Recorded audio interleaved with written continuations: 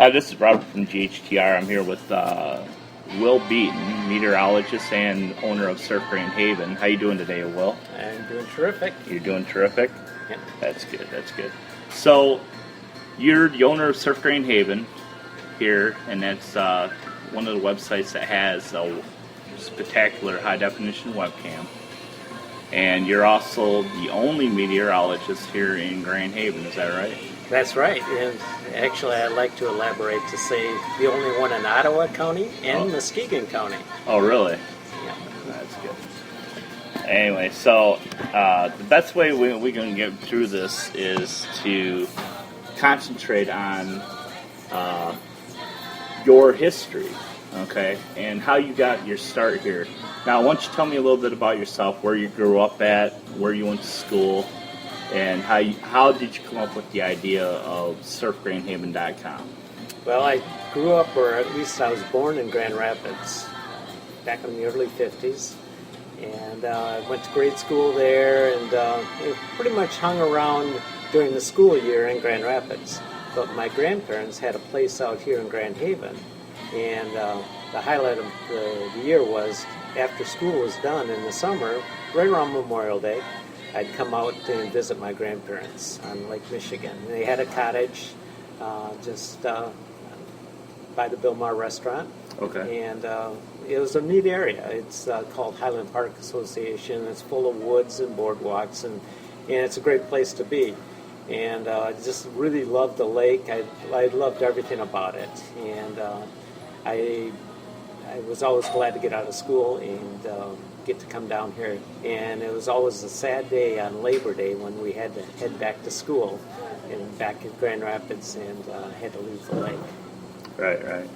So during the time when you were growing up as a small child, or did you just come here for the summers? Was this your summer away from home then? Yeah, pretty much. I remember one time my mom got the idea to take my brothers and I out to the lake. And it was the middle of winter, probably like February or something like that. And I can't remember exactly if it had been a real snowy or a cold winter, but it had a lot of ice. And we decided to go out on Lake Michigan. My mom, unfortunately, says, "Yeah, let's walk out on the icebergs in Lake Michigan for an adventure." And I was just a little tyke. I was probably only about 8 years old, and I'm running around out there. And believe it or not, my mom's the one that got in trouble. The ice is not stable out in the lake. Many people think that it's continuous ice like a pond, and it's really not that at all. Ice on Lake Michigan is more ice flows, and so it's not very solid surface at all. You don't see ice fishermen out there cutting a hole in the ice and going fishing. Just not that way. And depending on the wind and the direction it's flowing from and how strong it is, the ice can move around a lot. Well, unfortunately that day my mom got stuck, fell through a crevice in the ice and got her boot stuck in the ice, and someone had to come out and get her. And I don't remember a lot about it. I was young, but I remember whoever helped us out scolded my mom for, number one, for getting stuck in the ice, and number two, for bringing her young kids out onto the ice as well. Right.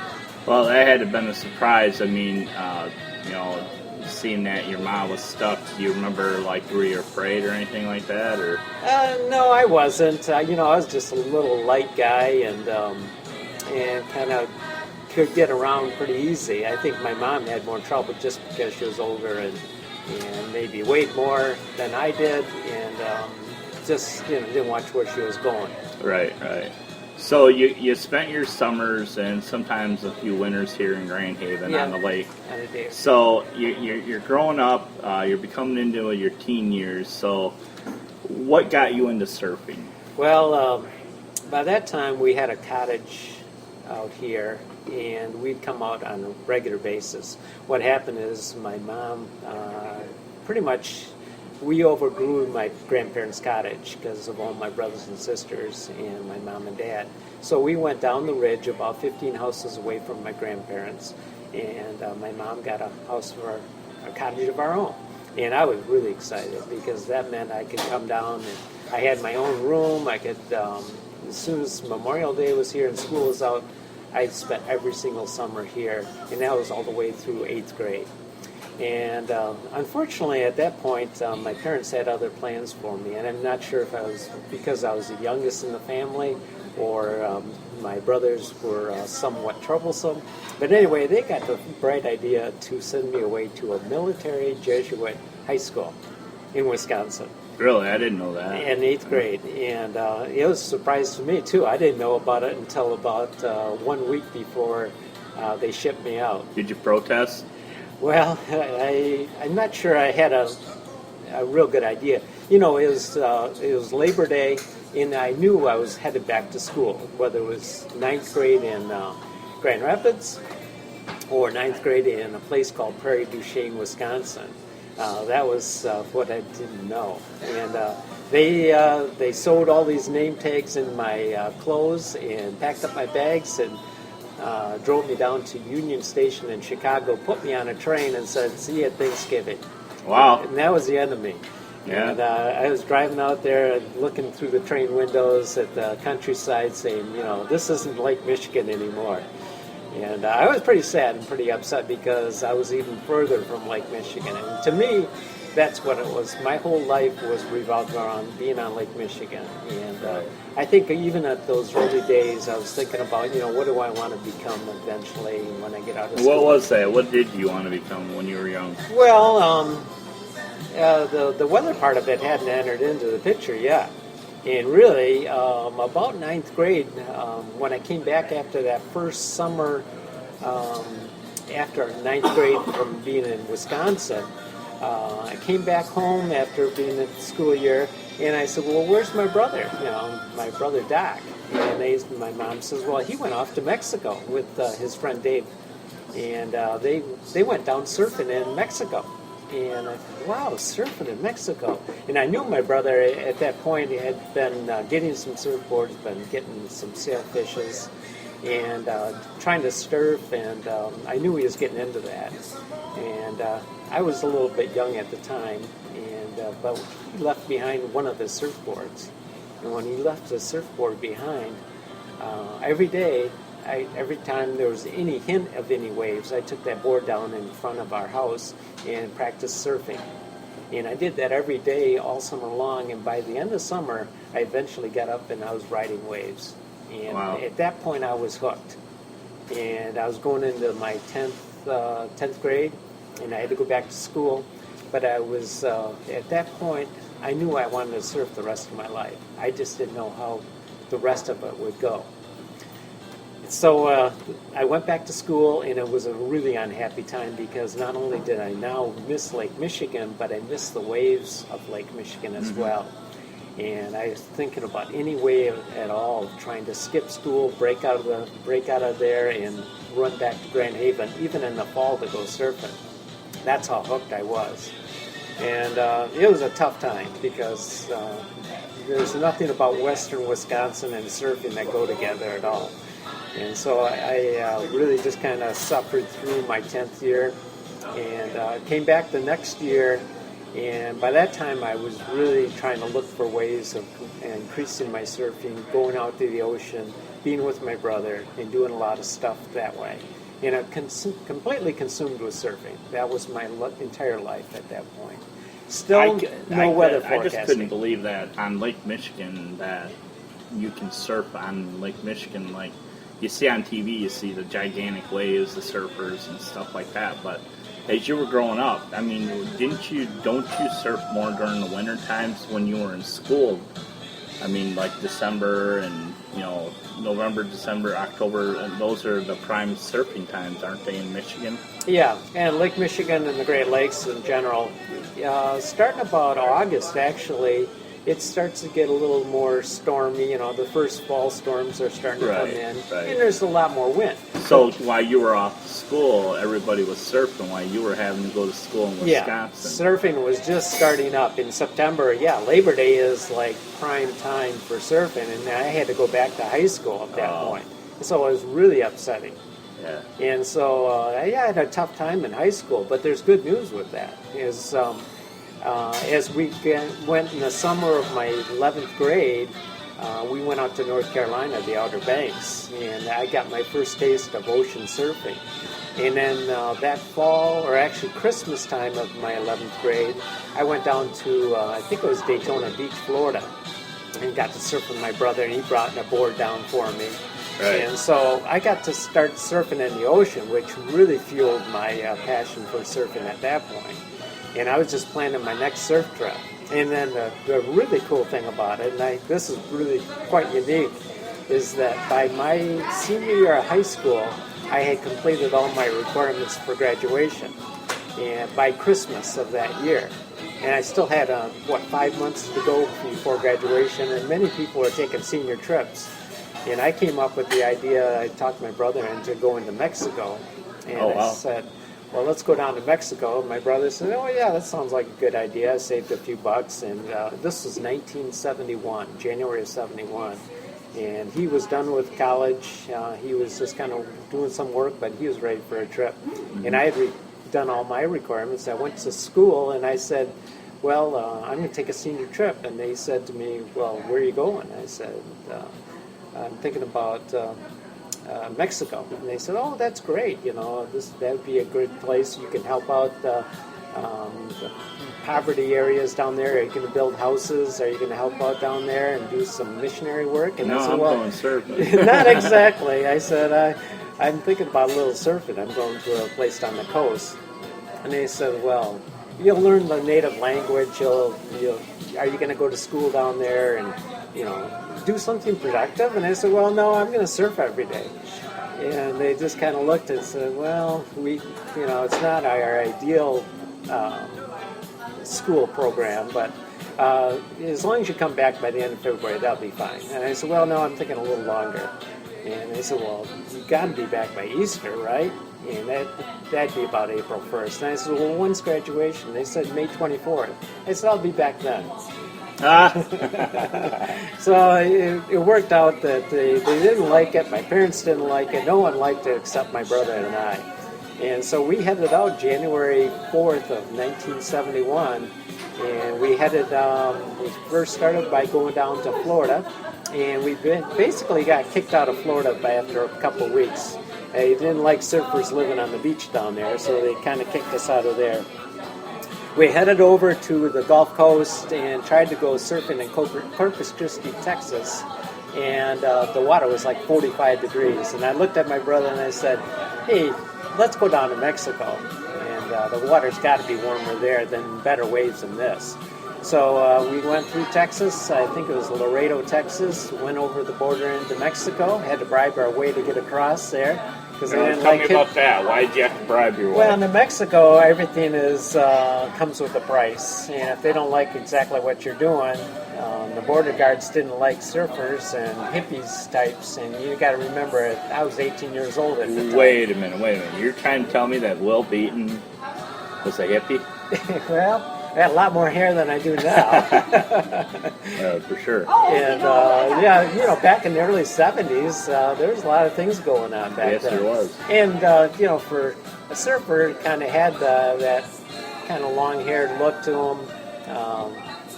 And just lived on the beach pretty much. Didn't care about a lot of other things. So, we were pretty conducive to the hippie Now, during lifestyle.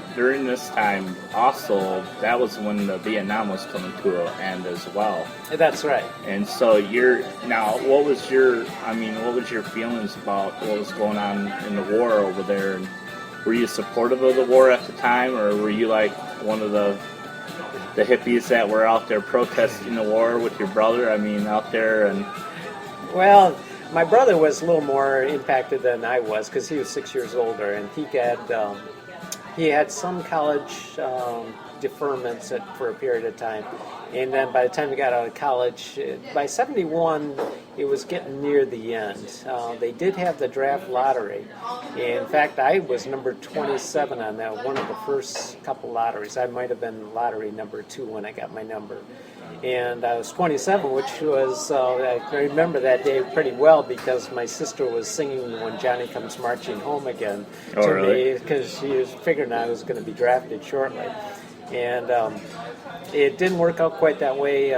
One thing that happened to me back when I was a senior year, in the fall of my senior year, like October, I was making a practice. I was missing Grand Haven so much. I would hitchhike across Wisconsin, get on freighter boats, and then my brother would pick me up in Muskegon, and basically hitchhike back from high school all the way to Grand Haven. And I'd do that on a regular basis, and I'd skip school, and they didn't like it, and no one liked it, but I was missing the waves too much, and I'd just say, why sit in Wisconsin when I can surf? And my brother was really a great asset in that. Now, Wisconsin's on the other side of Lake Michigan. Why wasn't there any waves on the other side of Lake Michigan? There was. In fact, there were people surfing at the time, but what I knew about surfing, and my board was back over here. Oh, I got it. And you got to remember, I didn't have a car over there. And hitchhiking with a board is hard. Hitchhiking in general is hard enough, but in long hair, it made it tough. And that's what happened to me. One time, I got picked up, and the guy wouldn't, he said, no, you're going to go a lot further than you think. And I said, well, no, I want to get off here, and he just kept on driving.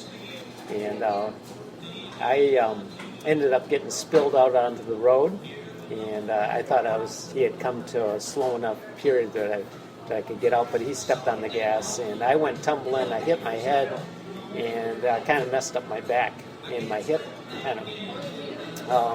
so that I kind of got injured. It took me most of October to get better from that. And so you almost got abducted, or was it? Yeah, I'm not sure the exact. I think if nothing else, he didn't like my haircut or lack of a haircut. He might have was taking you to go get a haircut, maybe? Or? Yeah, that, or just probably is at the very worst, probably going to send me out in the farmlands out there and say, hey, you can walk back to wherever you want to go. Right. He at least wanted to inconvenience me. So you're up to your senior year, and now you're getting ready to graduate, surfing, and you're spending most of your senior year in Mexico. Yeah, surfed every day. And what, at the point, did you figure you had to come back? Did you know that you were going to go to college? Did you have a plan at that time what you wanted to do? The plan was to surf as often, as much as I could. So what made you come back? Well, I had to come back to pick up my diploma on May 24th, I think it was, 1971. And then my next plans were, overall, we figured out a way that we could earn enough money in the summer from jobs and then go back down to Mexico in September and spend the whole next 9 months down in Mexico surfing, and then come back and work again in the summer and then go back down to Mexico again. And so that was the plan. And I didn't plan to go to college. In fact, I was the first person in the history of that school. They had all had college people went to college as soon as they graduated. I was the first one to say, no, I'm not going to college. And the reason I wasn't going to college is I said, there's nothing that I want to study or do. I just want to surf. Unless you got surfing in college, I don't want it. So I came back to Grand Haven, got a job right away, started working as much as I could, as many hours, and saving every penny I made for my surf trips down to Mexico the next year. And worked about 80 hours a week here in downtown Grand Haven, doing some anything in a restaurant that they let me do. And I worked all the way up and through September of that year. Got back with a buddy of mine, and we went back down to Mexico again. And September of 70, that would have been September 71. And surfed another 9 months, didn't go to college, didn't do anything but surf. Surfing was my life. Boy, you must have been like having a lot of girls down there too in Mexico, right? No, you would think that maybe that would happen, but no, that wasn't. One thing about there's nothing against, it wasn't like we had a bias or anything like that. But at the time, it was only guys that wanted to surf and do this kind of stuff.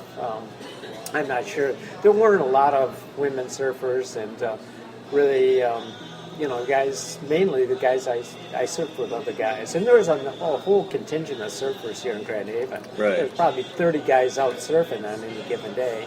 And I knew them all. And some guys had better jobs than other ones, or a little more motivated or a little more free to go places. And I had a friend named Jack, and Jack had a nice van, liked to surf as much as I did, and it just worked out that way. But, having girlfriends and stuff like that, you got to remember that I did every single thing dedicated to surfing. Now, having a girlfriend, We'll cut into that. it did. I mean, there's going out on dates or buying rings, you name it. That wasn't part of the surfing thing. Not that it wasn't bad, but you had to decide.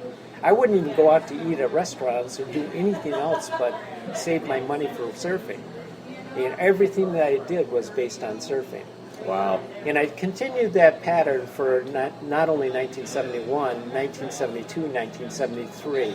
And when I came back in the spring of 1974, after a few hair-raising events between surfing accidents, run-ins with the local police down in Mexico, for basically just living on the beach and not liking long hairs on the beach. Never breaking the law. That was another part of the equation. You could not break the law and put in jail and still surf. So I kept a pretty clean record. I was just a surfer, but I wasn't a troublemaker. I wasn't anything but a surfer. Right. So during this time when you came back, okay, when you finally did come back, what was the deciding factor then? Is that when you started school, or? Yeah, it was. It was a real change in my life at that point. In May of 1974, I came back from Mexico and had a terrific time. We surfed a lot, and I really liked it a lot. But I thought to myself, this isn't working out quite like I planned it. I said, coming back and working another summer and then going back down to Mexico, I thought it wasn't a real long-term good plan to do. I love the surfing part, but I need to do it a little better. You grew up a little bit. Yeah, that's a good way of putting it. I probably did. And I got to thank the Mexican militia for helping me along the way. We ended up trespassing. It's ironic because this was a jungle area. It was very, very sparsely populated. Right. And the Mexican militia came out because they didn't like us in this area. And they met us with a whole troop of like 60 people with M16s. Big guy that looked like Fidel Castro came up to us and kind of wondered why we were down in this Mexico place. And I thought to myself, I don't want to be caught like this again. And I said, next time I come back, I want a little bit more security. And at that point, I said, what can I do with my life? I took an inventory, basically. And I said, what do I want to do? How am I going to keep on surfing, but do this in a better way? And that's when I got the idea to go into meteorology. And so I did some checking around and decided to go back to college. And I started off in the fall of '74. And it was a tough period because I had to really start studying again and really put my nose to a grindstone after taking 3 years off from school to start college right from scratch. Right. Wow. That just seems like a hell of a journey. I never really knew all this, that you went to Mexico and living in Mexico, surfing was that big of a deal for you. I didn't know how passionate it was. Surfing was my life. So obviously now I know that. Even the cars I bought were based on surfing. All my clothes I had, everything I did was based on surfing. Because you got to remember, if you're going to do these kinds of things, you got to really make some sacrifices. There's a lot of things I gave up. Number one, a girlfriend. Number two, doing any other activities or anything, spending my money. I had to be very careful because I had to fund my trips. And these were not, to live there 9 months, you had to be really dedicated. Yeah. Cost of living down there is a little bit less than the cost of living up here, but you still had to have money. Yes. To get you sometimes even buy your way out of trouble if you know. Yeah, you had to certainly get the Border Patrol to say, yeah, we're glad to have you down here in Mexico. And occasionally they'd stop you along the way, and they call them checkpoints, and they're checking for drugs and stuff like that. But everybody wants a little bit of encouragement, whether you give them some food, whether you give them some money. Mainly it's money. Sometimes you have to give them different articles that'll make them happy. But it did take some influence. Right. So now you're going to college. Yeah. Okay. and years are ticking by. How long did you go to college and before you started your first job? Well, when I got to college, I was really motivated at that point. Once I had a plan put in place, I said to myself, in 3 years, I'm going to get my bachelor's degree. In a couple more years, I'll get a master's degree. So I had a 5-year plan. And I said, in 5 years, I want to be a degreed meteorologist with a master's degree, and I want to work at the Muskegon County Airport as a meteorologist there and run that station, buy a house in Grand Haven, and life will be happy ever after. What happened? Well, the first 5 years went terrific. I went to Aquinas College, 3 years, got my 4-year degree. Really worked hard, got good grades, got enough good grades to get into Michigan. Lucky, because I'm not a smart guy, but I worked really hard. And I got into U of M, and 2 years I had my master's degree, and had a pretty good record. And then the job search started. And unfortunately, when I graduated in May of '79 at U of M, and this was a master's degree, my job prospects took a real hit because they automated the National Weather Service in Muskegon, which that meant there's no more meteorologists in that airport. And my job that I thought was going to be mine for a career went away. And so I had to rethink it. And I applied to the National Weather Service, and I did have one job opportunity in Anchorage, Alaska. And at the time I thought, cold waves in Anchorage just didn't strike a bell. Yeah, it wouldn't me either. It's too cold up there. So I took the second choice, and fortunately I did have one other option while at U of M, and I just got done there. And I went and worked for the gas company at Michigan Consolidated Gas in downtown Detroit. And Detroit didn't really warm my heart much for surfing. But I thought, well, at least I got a chance. I'll work my way westward and see if maybe I can get to Grand Rapids. And it's funny because I did apply to the TV stations back then, and I even took some broadcasting classes. And so I made some audition tapes. I applied to Channel 8. I applied to Channel 13 and even 3. And also I had an interview with Channel, I believe it was 11 in Lansing, Jackson. Okay. And, none of those worked out. And so I ended up working for the gas company doing environmental work, which was really my least favorite part of meteorology, air pollution meteorology. But it was a way to make a living and pay some bills and get on with my life. Right. So when did you meet your lovely wife? Oh, well, we got to fast forward a little bit there. Because I didn't know that there was that many years fast forward. I mean. Yeah, it would have been from '79. I worked in Detroit until about '85. Okay. And in '85, I had a great thing happen to me. Even though Detroit was a good company, I really liked Michigan. I liked the people in Detroit. I made a lot of friends and did some good stuff. I finally got a job offer to come to Grand Rapids and work at an engineering company called WW Engineering and Science. Oh, wow. And that was great because then I could live in Grand Haven and commute to Grand Rapids, and where I couldn't do that before in Detroit.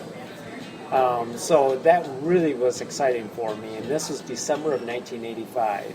Wow. And I started on my birthday in December of '85, and lo and behold, my first day on the job in Grand Rapids, this lady came up to me and said, "Hey, do you want to come to lunch with us?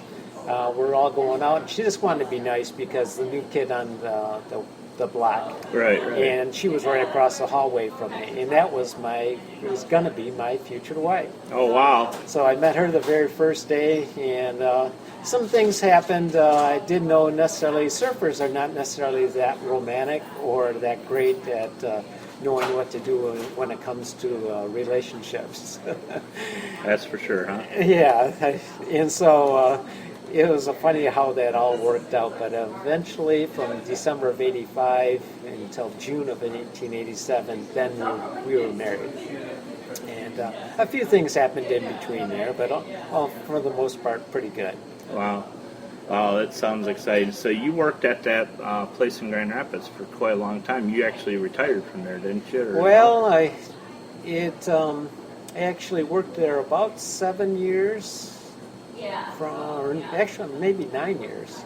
9 years until 85 to about 94. Yeah. In 94, we got job offers, and now my wife and I are now working together in Grand Rapids. We got a job offer to go to Muskegon. And Muskegon really was appealing because by that time we were commuting to Grand Rapids every day and 60-hour weeks, and we had 2 young children, and commuting to Grand Rapids was just a tough ordeal. And we thought, well, geez, Muskegon's a lot closer, we can do the same work, and really kind of a family decision at that point to go to Muskegon. And that worked out pretty good for about 4 to 6 years until about 1998, 2000, and then though that job just kind of faded away. But fortunately, I made some pretty good contacts from working those number of years. Right. And I ended up working for one of my clients. And one of my clients, believe it or not, was McDonald's Corporation, the guys that make hamburgers. And wow. They said, hey, they wanted me to work directly for them in one way or another all the way up until 2006. And so they really were good to me and really provided employment to me from about 1990 to 2006. And right. I did a whole bunch of stuff for them, but really liked it. Great company, and was kind of enthused about all the different opportunities and things I could do with them. A lot of training and stuff like that. So I learned a lot of stuff. But in 2006, we decided to part ways. I'm not sure if the cost of gas had risen to a new high. By that time, I was driving to Grand Rapids, and that really wasn't working out really well. And I was getting older. And again, I think it was another change, just like in 1974 when I decided to go back to college. Right. I think 2006 was another point where I had to make some choices. And my life had been pretty good up to that point, and I needed to do something for the future, because the other things that I had been doing were starting to go away. And at that point, I was formulating in my mind and things that I grew up with. Remember I was in Grand Rapids when I was young, and I always wondered, what's going on in Grand Haven? I'd call people up here, and I'd say, hey, take a look at the lake. Tell me if there's waves today, and I go do it by phone most of the time. Right. And so I'd call up my mom, or I'd call up friends, or I'd call up so-and-so, and they'd say, well, the waves are coming from the south today, or the wind's kind of blowing. I think there might be waves. And I thought to myself, I'd give anything to be able to look at Lake Michigan in Grand Rapids. I kind of tucked that way in my brain. Now fast forward to 2006, technology has changed dramatically. They started coming out with webcams and the internet and everything that's, 2006 was happening. And I started thinking in my mind, how can I use technology to do things for the better? And I thought I bet other people would want to look at the lake. And so I did some research and met different people, and I really didn't know that much about the internet. I really didn't know that much about webcams. Really, in the computers in general, I didn't know that much. Not much more than the average person, probably, or even less. But I did know I had some ideas. And I started talking to people and met a lot of people here in Grand Haven, got involved in the local affairs around here, and did some research, and it didn't happen all at one time. And now I'm talking about Surf Grand Haven. Right. And Surf Grand Haven was just kind of an idea, and it was a work in progress, and little bits and pieces. Nothing happened monumental in a day. Right. But I kept on working on it from about, really it kind of got started in earnest about April of 2007. And I said, geez, I'm gonna make something happen. And I started working away at it. And I met some web developers. I talked to different legal people. I set up a business, and by July of 2007, which is about 3 months or 90 days later of continuous work, the webcam went live for the first time on Surf Grand Haven. Were you excited? Oh, geez, yeah, it was just incredible. I remember today the computer screen, and we were sitting there looking at the computer screen, and we're looking out at the lake and looking at the webcam. And the first images popped up on my computer screen, and they said, it works. And we were really excited. And the clarity in the pictures and stuff like that.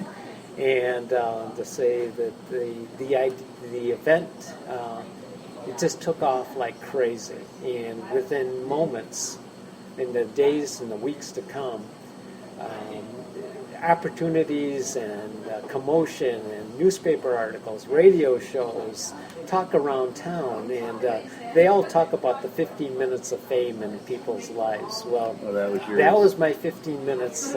Everybody that I had known over the years, I all met them all back again in the next in coming days and months.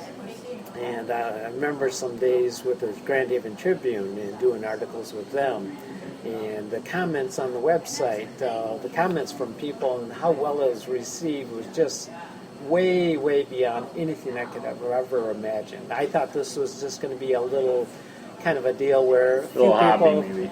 yeah, and I knew the surfers would like it. And I did a lot for the surfers, and I figured they were just like me.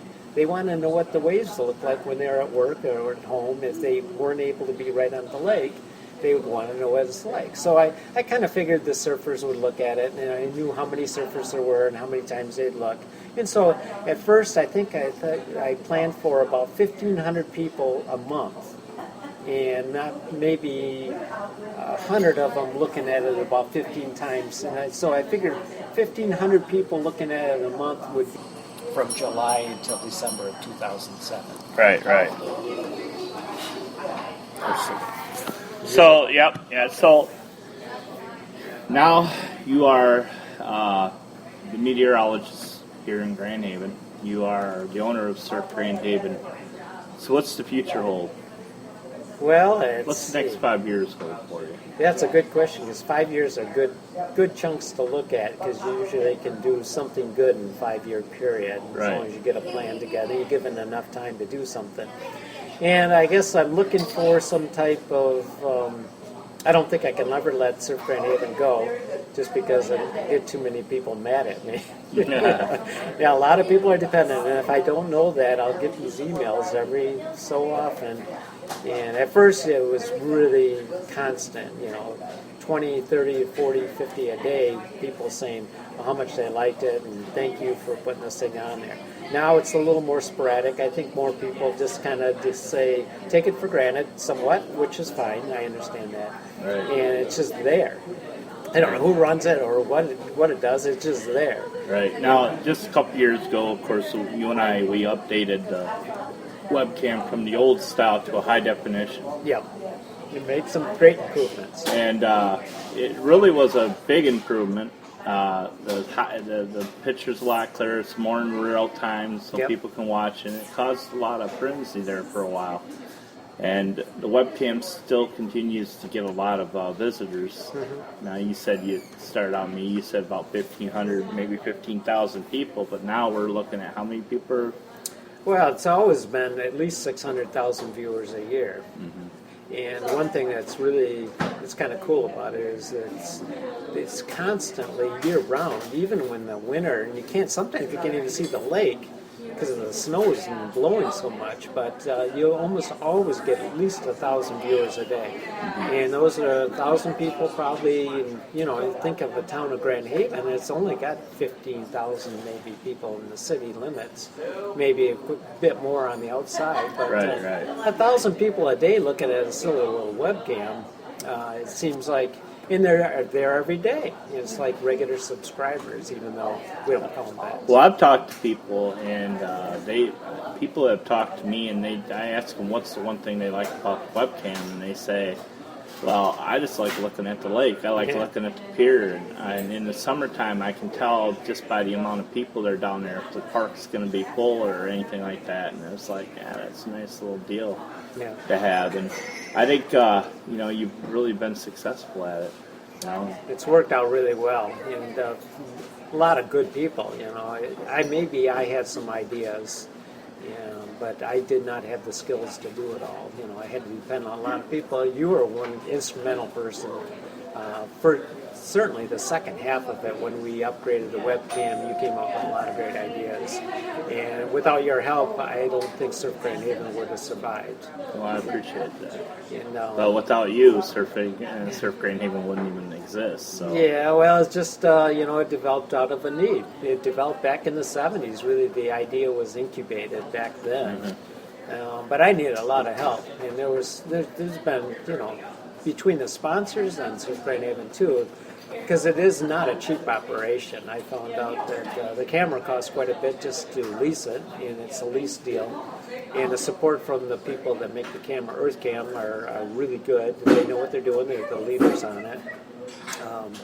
But also, there's a lot of help, and if people didn't like it, I certainly wouldn't have kept it going. But now that's the one thing you ask about the next 5 years. Certainly would like to see kind of succession planning. I'm going to be over 65 in 5 years, so I've got to make some other plans. I don't know. I think what'll happen is I'll have to make some partnerships, and I'd like to see some group keep it up. I would always, in one way or another, like to keep access of the cameras so people have the camera to use. But I look for partners, and so I'll throw that out there. Is somebody that wants to take something and do something with it and provide a service to the community that I love. My whole goal is just to live and work here in Grand Haven, and trying to find ways to do that has been a real challenge for me all my life, as you can tell. Every time I went to school, I had to leave Grand Haven, starting in grade school, high school, college. Right. And so I look at living in Grand Haven as a real treat.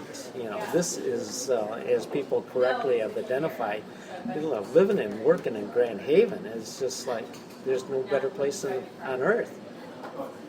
Well, I gotta agree with you on that one. I love it here, and I'm really happy to be here with you today. And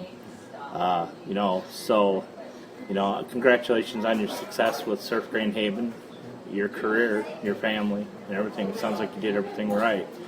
And dedicated surfers. So we people of Grand Haven want to say thank you for giving us something back. Well, I'm glad to do it. I mean, I'm glad that it all worked out so well. All right, well, here we go. It's Will Beaton here of Surf Grand Haven. Any parting words you want to say before we end this? Well, I want to thank everybody that was part of it and the support of making this project happen. Right. And I do really enjoy living in Grand Haven. I just can't take this community for granted. Well, thanks a lot, and thank you for doing this interview. Hey, thank you, Robert. All right.